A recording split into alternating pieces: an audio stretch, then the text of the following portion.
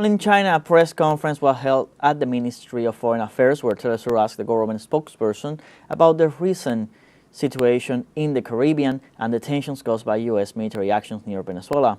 Our correspondent Bruno Falci was present and has details. Greetings, colleagues of teleSUR. I am at the Ministry of Foreign Affairs here in the Chinese capital, where following a press conference in the hall, the government spokesperson responded to a question from teleSUR regarding the recent events in the Caribbean Sea, including the United States attack on a Venezuelan vessel and the deployment of warships and a nuclear submarine in the region. The spokesperson reaffirmed China's position on the unilateral actions, stressing the need to respect state sovereignty and the central role of the Security Council in the authorizing any use of force. Let's hear his response.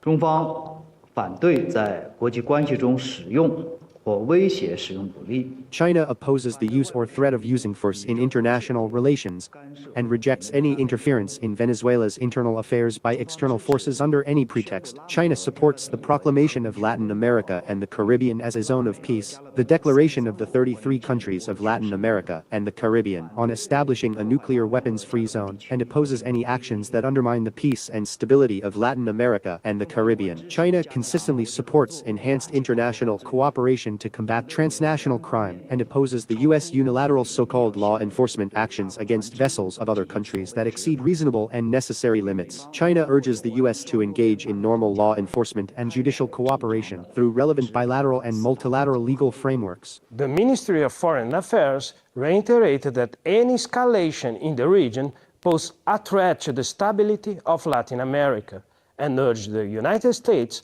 to cease its provocation.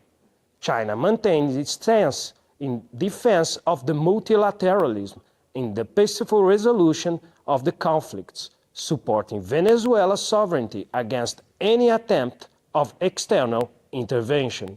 Now we go back to the studio in La Habana, Cuba.